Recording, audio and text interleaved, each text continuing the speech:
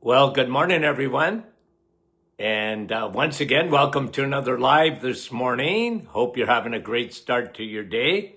We appreciate you coming on, and we love you dearly.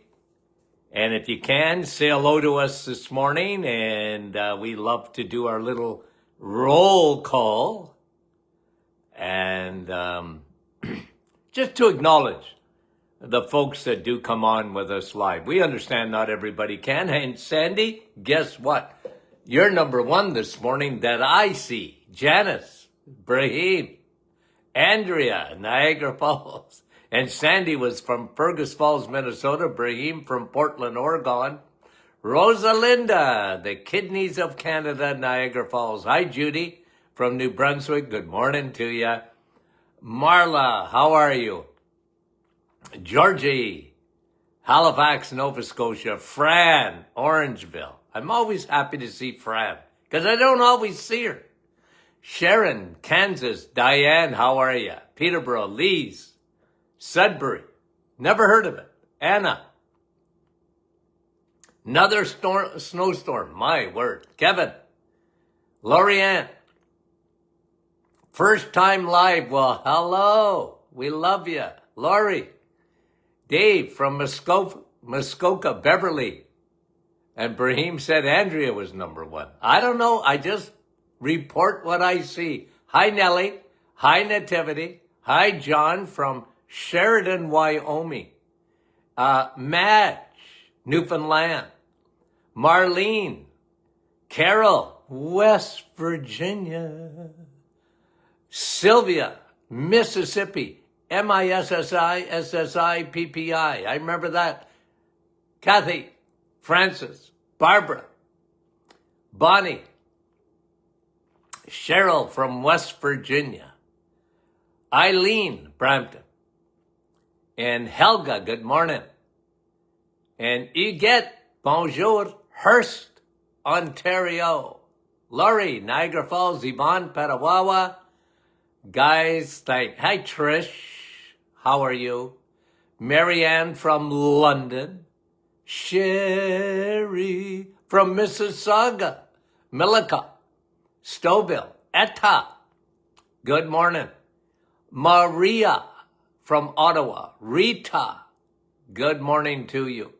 Elaine, St. John's, Newfoundland, thank you. John and Linda from Fenland Falls, Ontario, Meta, Leamington, Fran from Tilsonburg, couple of more. Catherine, Hamilton, Donna, Newfoundland. Dennis, how are you? And Nativity, working under freezing rain, no fun. Donna. And Linda, oh, I was waiting on you, Linda, from St. Jude, Quebec. Lisa Marie. Cindy, how are you? And that looks like Rita giving me an emoji there. Gail, Mount Pearl, Newfoundland. Thank you, guys. And Patricia from Pulaski, Tennessee. And Lively, Denise. Okay, Janice. Okay, guys. Hi, John, Elgin, Illinois. Wanda, how are you? And Micheline, Etta. I hate to miss anybody. I'm going to say hello to, hi Denise, to Yaloud. I haven't seen her name yet. Doc McEwen, Patricia.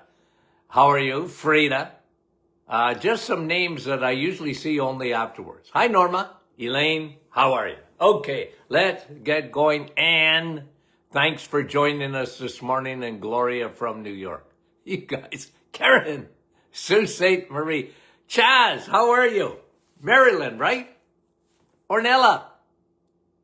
Sue, Bolton.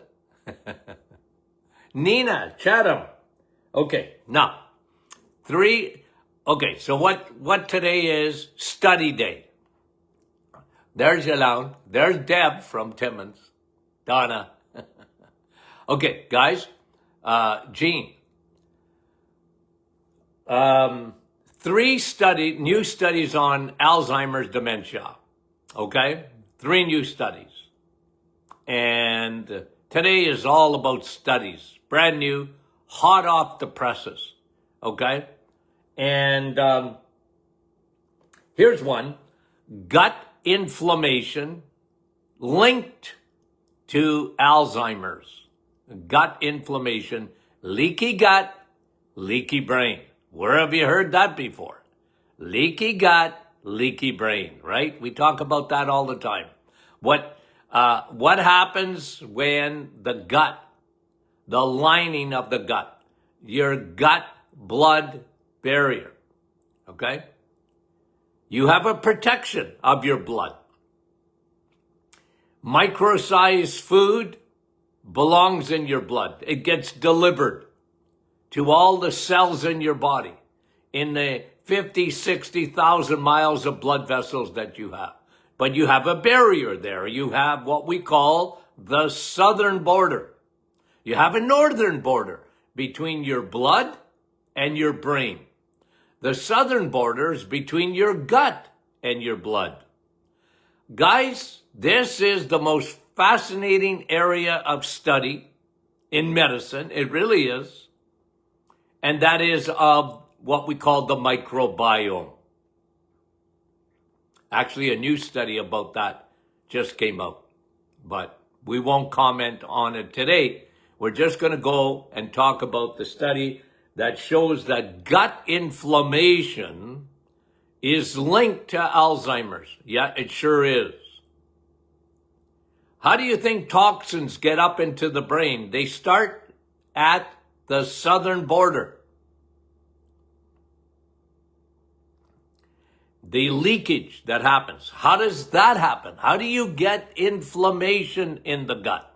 How do you get permeability in the gut? Well, the gut lining, the border guards are not there. The microbiome has been changed, usually through the use of antibiotics, non-steroidal anti-inflammatories, NSAIDs, and we'll talk about a study on Roundup and herbicides and pesticides. Well, they derange the microbiome, guys. And then you get gut inflammation. You get leaky gut. You have things transported in your blood that don't belong there. And if your southern border is compromised, your northern border can be compromised. And that is the leaky gut, leaky brain. Things get into the brain that don't belong there. Okay? So it's a link. Leaky gut is linked to Alzheimer's. Yeah, I wouldn't disagree with that. Okay?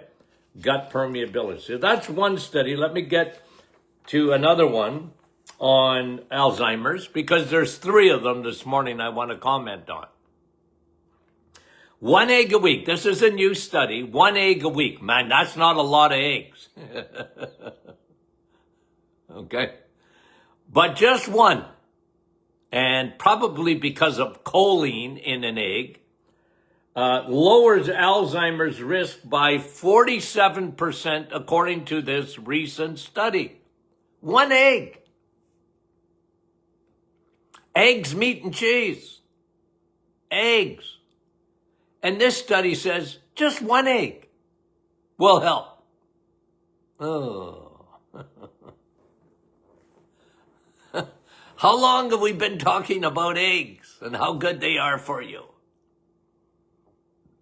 They have a lot of things in eggs, right? It's a very complete food. Okay? Very complete. But only 1 egg a week lowers Alzheimer's by 47% according to this recent study. Okay. Let me get to another one. Let me see here on Alzheimer's. I got a lot of studies that we got to talk about. Here it is. Now, I posted this, but we haven't talked about it yet. Vitamin C, the real one, and Alzheimer's. Listen to this. a study in the Journal of American Medical Association, JAMA. Look at this headline, okay? Don't want to get dementia? Drink. You don't want to get dementia? Drink coffee. Coffee. Now, I always say, I don't like to say I told you so, okay? I say I don't like to, and then someone the other day posted, Dr. Martin, you're always telling us that. I told you so. But I told you so. Coffee. And this is a guys, listen to this, okay? 25% decrease in dementia. They followed, they follow 80,000 people. And over years, a 25%, those people drinking coffee, 3 to 4 cups a day, were 25% less likely to get dementia. Hello? What has coffee got to do with dementia? Well, coffee is a powerful antioxidant. It's a powerful anti-inflammatory. All good for the brain. And I've been touting the benefits of coffee since the 1970s, when everybody was saying it was acidic, no good for you, it will dehydrate you, it's terrible, don't drink it, it's not good. No, it's very, very, very, very, very good for you. And study after study after study after study comes out and says things like this.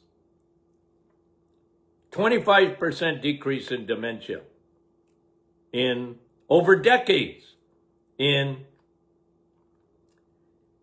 heavy coffee drinkers. Raw numbers, 70% less diagnoses of Alzheimer's. Wow. Okay. Let me do one here. Excuse me. Colorectal cancer and drinking, but not coffee. Although coffee is good to prevent colorectal cancer.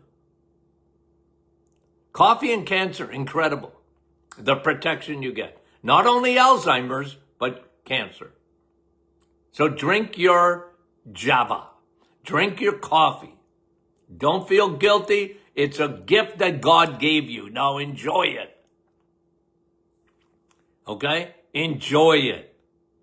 And don't let the naysayers get to you. Because there's a lot of them. Okay. Colorectal cancer and drinking, but this is not drinking coffee. This is drinking alcohol. Okay? The NIH studied this. 88,000 adults studied. Here's what they concluded.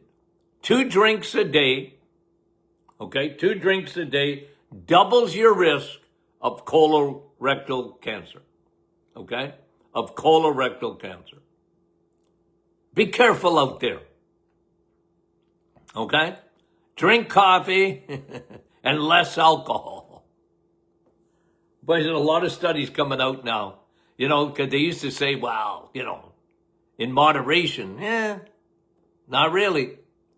Just be very careful, okay? I'm not telling people not to drink. I'm telling you to drink coffee. But I don't tell people not to drink alcohol unless you're on the reset for 30 days. No alcohol. Why is that? Well, we're emptying the liver. And alcohol gets processed in the liver, just like high fructose corn syrup does. Okay? So that's the study. Okay, let me get back. I got more. Here's one. I'm not going to say I told you so. Okay, I won't say it. High uric acid. Now, where in the world has uric acid been talked about more than the Doctors in podcast? I don't think anywhere. But in my clinic days, and I've added this to the list of metabolic syndrome, okay? Used to be 2016, 88% of the population, 2020, 2022, 93% of the population in North America has some form of metabolic syndrome, meaning that they got trouble with insulin. Okay? That's what it means. They have insulin resistance. And here's what I said. Well, not just me, but here is the blood work that shows you, and symptoms, biomarkers. Slightly increase in blood sugar, increase in blood pressure, increase in belly fat, high triglycerides, low HDL, okay? Those are the signs of metabolic syndrome. Now, at the Martin Clinic, what I do is I added a couple, just because of my clinical experience, okay? One of them was B12. People are low in B12. B12 is a metabolic vitamin. It does a lot of things. And I found consistently when insulin was high, insulin resistance was high, B12 was low. I added vitamin D as a marker. When vitamin D was low, insulin almost invariably was high. Insulin resistance. And then I added another one. And I talk about this a lot, and that is uric acid. Uric acid is a normal marker in your blood. Okay? And it's uric acid, everybody has uric acid. It's part of the Krebs cycle. It's part of your energy production. And your body, the problem with uric acid, and everybody thinks uric acid is gout. Yes, but not always. As a matter of fact, the majority of people that have high uric acid don't have any gout at all. But, and the big but here is that they have trouble with insulin.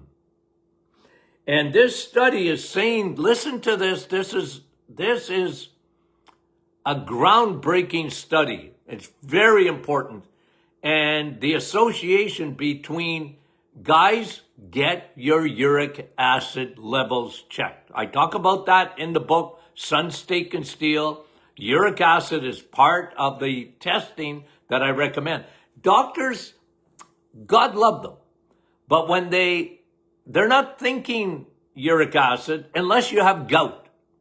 If they're suspicious that you have gout, they're going to check your uric acid. But this ought to be one of the most important metabolic tests. Why? Because uric acid, listen to the study now. In 67,256 people watched over years, okay? High uric acid leads to a very prevalent risk of increased carotid atherosclerosis. Okay, now let me say that again. When your uric acid levels are high, you're not necessarily going to get gout. You could, but not necessarily. And they're high because it's not necessarily the amount you're making, it's the amount you're not clearing out of your kidneys, right? Like think of kidney stones. 75% of kidney stones are oxalates. 25% of them are uric acid stones. But again, physicians, uric acid, if it ain't gout, they're not worried about it. But they should be. Why? Because it's part of metabolic syndrome, one. And two, it is a factor in hardening of arteries. These specifically in this study talked about atherosclerosis, hardening of the artery, the carotid arteries in your neck between your heart and your brain, right? Carotid. Very important. And you can scan those. They're easy to ultrasound, the carotid arteries, to see if there's any, but there's a huge link between uric acid levels being high and atherosclerosis of your carotid arteries. One of the ways to prevent high levels of uric acid is to lower your insulin. Lower your sugar. And guys, you know this because I've told you this before, and I've reported on this before, that high fructose corn syrup, which is the sugar of choice, which is the antichrist of all sugars. Why? Because it's metabolized differently than glucose is. The fructose, the high fructose corn syrup, is metabolized in the liver. Okay? And it drives up uric acid. It drives up uric acid. And this is one of another reason for the reset. Because we talk about in the reset, it will lower your levels of uric acid. Well, uric acid, I'm not necessarily just aiming at gout. We're aiming at atherosclerosis, hardening of your arteries. Guys, this is significant. This is a significant study. And it's not just a few patients. 67,256. Like, guys, this is unreal. Okay? This is unreal, guys. Okay? And Doug is saying if you have low uric acid and have gout. Well, listen, if you have a gout attack, if you have crystals, that's not the time to test your uric acid. Because during an attack, or if you have inflammation from gout, your uric acid levels will actually be low. The best time to check uric acid is when you have no symptoms at all of gout. Okay? And again, uric acid just ain't gout. The vast majority of people with high levels of uric acid don't get any gout at all. But it's a marker. It's a biomarker. It's a very important biomarker. Okay? So I said, okay, we got to flag that. And we have. Okay? Now, high uric acid levels associated with an increase in carotid atherosclerosis. Okay, well, we got rid of that study. Here's another one. Dark chocolate, okay? Not milk chocolate. Dark chocolate. Improves insulin sensitivity, okay? Insulin, you want to be sensitive, okay? I've been accused of not being sensitive. Dr. Martin, you're not sensitive. I'm very sensitive. You just don't know me. But you want to be sensitive to insulin. Why is that? Because if you're sensitive to insulin, you won't need a lot. You don't want to be resistant to insulin. Okay? So the more sensitive you are to insulin, the better off you are. Okay? And this says dark chocolate improves insulin sensitivity. Okay? 100 grams of dark chocolate will do it for you. It helps. So if you're going to have a little wheat, and I mean a little eensy-weensy, teeny-weeny,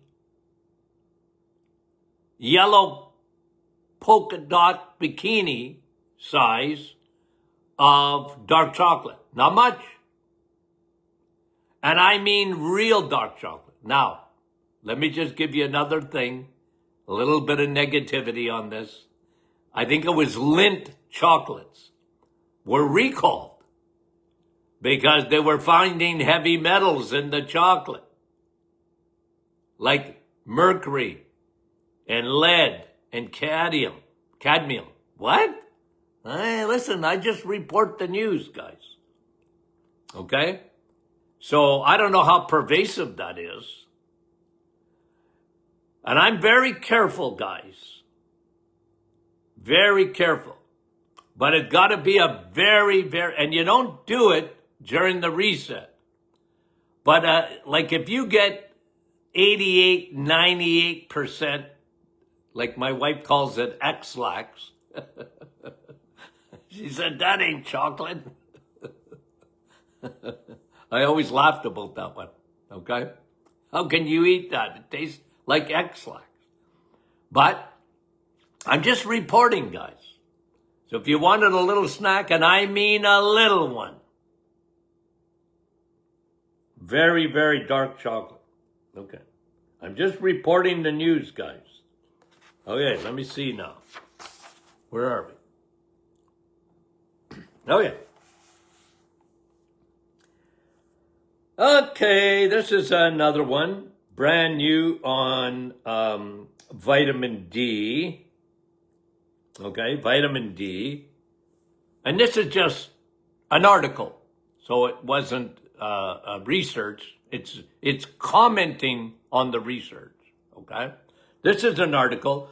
It says here, over 900 studies show vitamin D exerts, I'm just quoting the article, exerts a powerful anti-cancer effects on all cancer types. Hello? Vitamin D, the sun, steak, and steel. Vitamin D, 900 studies on cancer. Okay? Show vitamin D exerts a powerful anti-cancer effect on all cancer types. And then it said that this went on with, in the article, it was just Germany. Because Germany said, the study said this about Germany. Vitamin D could prevent 30,000 cancer deaths per year in Germany if people would just take vitamin D or get in the sun. That's what the article said. Looking at all the studies, 900 of them. They figured just in Germany, vitamin D alone could prevent 30,000 cancer deaths a year. Holy smokes. Holy smokes. Yeah. Sun, steak, and steel. I know, I'm a simple guy. I'm a simple guy. Let me do one more. And this is coming from the Linus Pauling Institute. Now, you know Linus Pauling, right? I've talked to you about him before. Had a big effect on our studies in the 1970s. When I was studying nutrition and vitamins and minerals and all this, Linus Pauling was making headlines. He became famous. We studied Linus Pauling. And he won a Nobel Prize in medicine because of his work with vitamin C. And then I said, at the time, well, he only missed out by one letter in the alphabet. He talked about C, I talked about D. But he was a smart man, and he talked about vitamin C and cancer back in those days. Okay? Did some great work. Now the Linus Pauling Institute, they're still around. Linus Pauling is not, but the institute is, that he established. And they do research. And here's a research that came out of the Linus Pauling Institute. Sunscreen factor of 8. You go to the pharmacies or whatever, and you're looking for sunscreen. Don't do that, but I know people do, okay? And here's what the Institute said. If you use a sunscreen factor of 8, which isn't high when you look at sunscreens, it lowers the amount of vitamin D the body produces by 95%. That's the headline. Sunscreen factor of 8, which is very low, usually people are using 20 or even 50, lowers the amount of vitamin D the body produces by 95%, out of the Linus Pauling Institute. Now, you know my take on sunscreens. Add chemicals to skin, and then add heat. Not a good combo. Not a good combo. I learned that in high school when I just about blew up the lab once I added the Bunsen burner to, I was fooling around.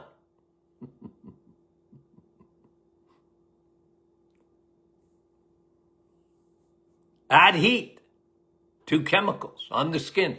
And by the way, you don't even need heat for sunscreens, for example, to be absorbed into your body. But usually you wear it because you're going in the sun. Now you're adding heat. Not good. Not good. And as a matter of fact, there's been a major recall in the last couple of years of sunscreens. And this is the word from the FDA, not from Dr. Martin. Okay? Here's the word from the FDA. They're carcinogenic. Yeah. Yeah. They're carcinogenic. And they're not even talking about adding heat to them. They're just talking about the substances themselves. Johnson & Johnson and others, they're carcinogenic. We're taking them off the market. Now, the FDA to react to that, my word, has got to be bad. But they're not even talking about when you add heat to it in the sun, what that does to the body. Linus Pauling Institute, sunscreen factor of 8 lowers the amount of vitamin D the body produces by 95%. You're blocking the benefits of the sun, vitamin D. You know, because you're all worried about skin cancer, but when you don't have enough vitamin D, what do we talk about? 900 studies show vitamin D exerts a powerful anti-cancer effect on all cancer types.